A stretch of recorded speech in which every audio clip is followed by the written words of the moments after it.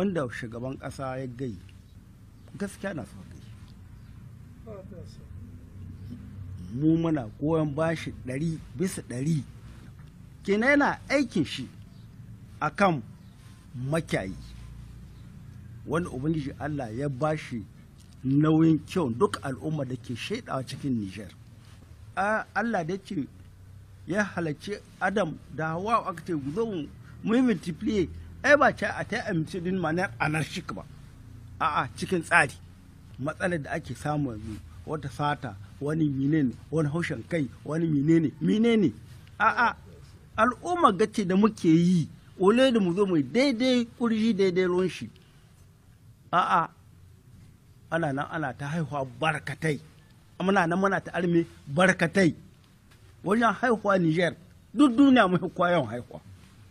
Ubangiji Allah ba ka karuwa namiji mace nauyi yara ta gare ka, ka cishe shi ka shashe shi ka maida shi mutumin kwarai wanda kasa za ta kwana da shi.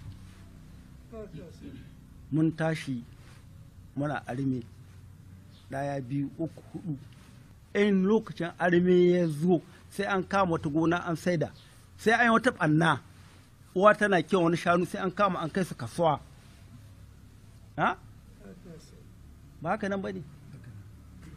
To ci gaba ne? Ba ci gaba ba ne. Wanda yawanci ɗiyan ba mu riƙe su, ba mu rigirtar da su, ba mai kama su kai su makaranta, ko kuɗin kuje su ba mu ibadawa. Da kawai da na cibiyar da yansu an kai su lakwal, amma kuɗin kuje su ɗin ma in 150 na in jika ne, wallahi sai da yaro sai da oshi ta biya. Nan kamar likita ce harka ɗaya ta miji da mace ta zancen arme su da marice cikin abu 100 wani aka kawo mana to 50 tsakanin zamantakewa ce tsakanin namiji da mace. Alhali ma armen ma na gani ba cilin ba ne, ba cilin ba ne, da kwai annabi ko annabawan da suka yi rasu ta duniya ba sai arme ba. Arme na mai hali ne. An ce Allah ya ce mai arme ba ma da 1 fara ba, da 2 fara ko 2 ko 3 ko 4 in kana da hali. In ba ka da hali ka tsaga guda. Abin da shugaban ƙasa ya gai mu sarakuna na gargajiya na Niger muna goyon bayan shi 100%. La polygamie n'est pas un problème. Même avec la polygamie, on peut limiter les naissances. Planifions, comprenons, chers frères, chers courageux, je demande une bonne compréhension des uns et des autres. Là, soyons perspicaces et regardons tout ce qui est autour de nous. Les savants ont dit quand il y a quelque chose qui est là réellement et qu'il y a un test, n'est-ce pas?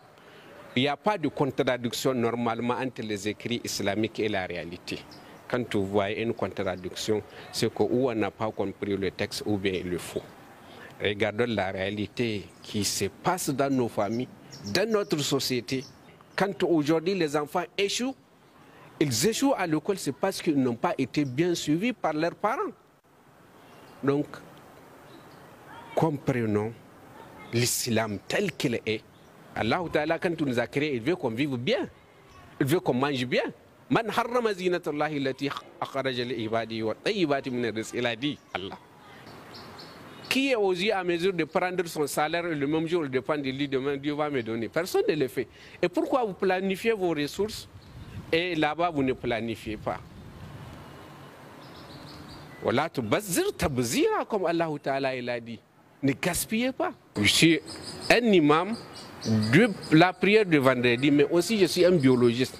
Je sais ce que coûte une grossesse. La femme, elle dépense énormément en entretenant sa grossesse.